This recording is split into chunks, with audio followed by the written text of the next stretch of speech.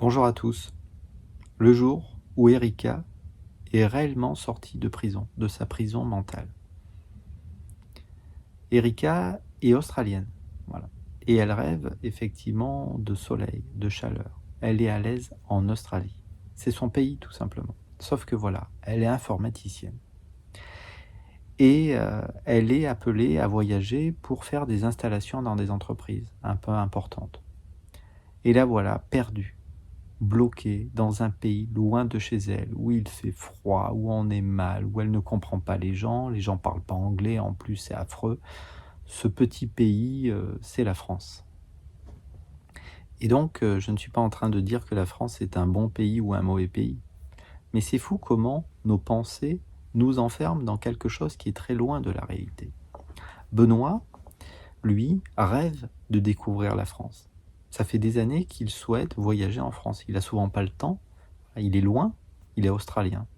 Sauf que voilà, il rêve, lui, de partir, découvrir ce petit pays, tout petit pays qui s'appelle la France. Voilà. Comment le mental va créer bien, une prison, soit dorée, soit au contraire bien triste, bien terne. Mais c'est une prison, c'est une cage. Que cette cage soit dorée ou qu'elle soit triste, ça reste une prison.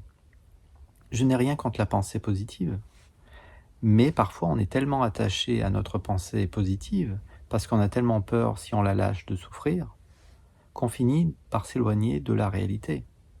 Parce que dans le vécu direct, si Erika arrête de se dire que la France c'est un pays ennuyeux, il n'y a rien à faire, les gens ne parlent pas anglais, si elle arrête de se dire tout ça, si elle vit un petit peu maintenant, elle va se rendre compte que dans bien des moments, il n'y a pas de problème avec le fait d'être en France. Et donc, l'instant où elle est sortie de prison, où elle est sortie de sa cage, c'est l'instant où elle a écarté les barreaux de la cage, c'est l'instant où elle a vu, elle a aperçu qu'il y avait un espace entre chaque pensée.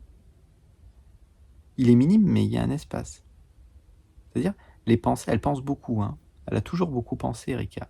Mais en fait, il y a un espace entre chaque pensée. Elle l'a vu, en fait, elle a conscientisé ça. Et cet instant-là, en fait, elle a commencé à se dire, mais en fait, s'il y a un espace, si je vois, si je conscientise qu'il y a un espace entre chaque pensée, si je perçois les pensées, c'est-à-dire que je ne suis pas mes pensées. Je peux m'associer aux pensées, mais je les vois, je les perçois. Et plus elle va commencer à apporter cette attention sur ses pensées, plus elle va être maintenant, parce qu'il faut être maintenant.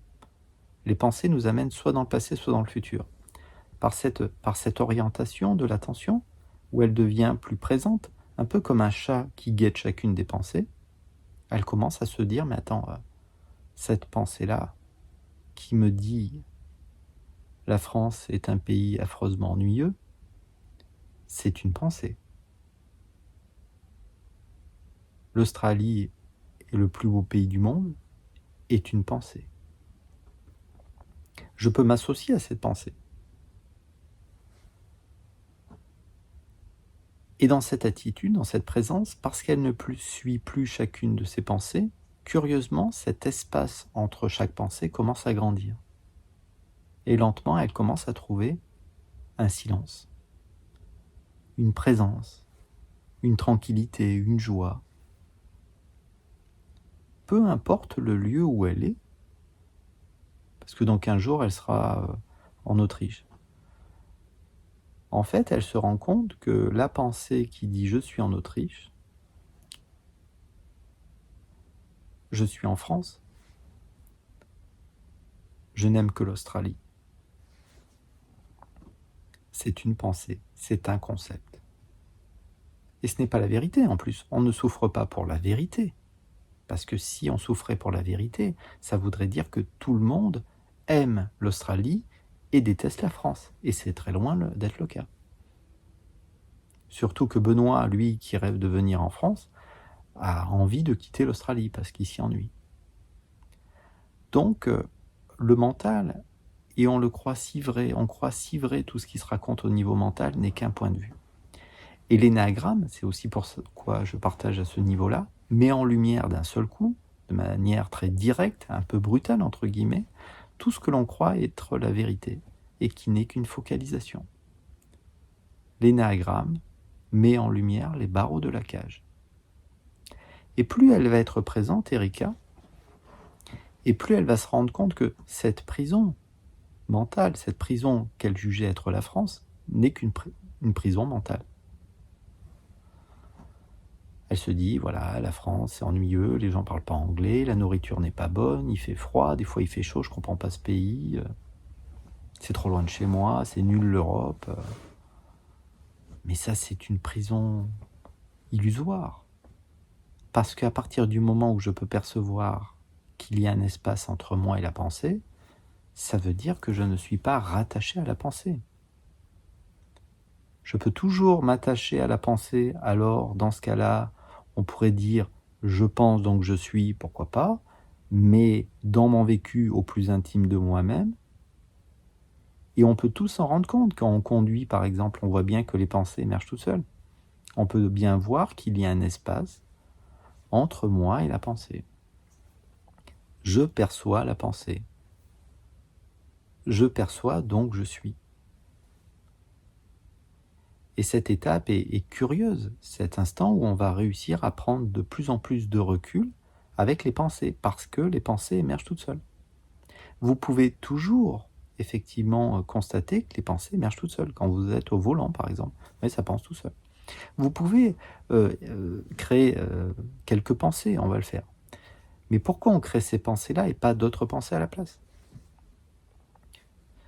Je vais faire émerger 3 ou 4 pensées. Je vais manger des petits pois à midi, je vais faire le plein de ma voiture, je prendrai une douche tout à l'heure, et puis j'irai travailler cet après-midi. Et pourquoi j'ai créé très spontanément ces 4 pensées-là, et pourquoi j'en ai pas créé d'autres ? Où est le libre arbitre là-dedans ? On croit que penser, c'est la liberté, mais les pensées émergent toutes seules. Donc où est la liberté là-dedans ? Et je vous demande pas de me croire, c'est de l'expérimentation. Simplement, je vois que les pensées ont tendance à émerger toutes seules. Et que plus je les suis, et plus je me retrouve dans une prison, et en plus je ne l'ai pas choisi. Donc, prison positive ou prison négative, parce que certains, encore une fois, sont très attachés à leurs pensées positives, ça reste qu'un filtre, en fait. Alors au début, vous avez l'impression de cet espace entre chaque pensée grandit, puis au bout d'un moment, vous reconnaissez que cette prison n'a jamais existé. Elle n'est que mentale. Et là, beaucoup d'approches peuvent vous amener à ça. Je parle souvent de la méditation.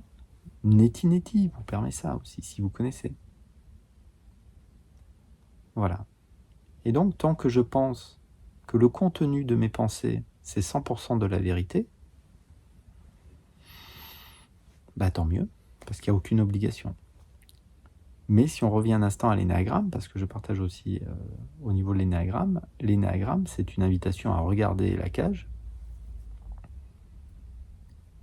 cette prison mentale, non pas comme étant ce que je suis, mais comme un objet. Parce que, encore une fois, si je peux voir toutes mes pensées, c'est qu'il y a un écart, un espace entre moi et la pensée.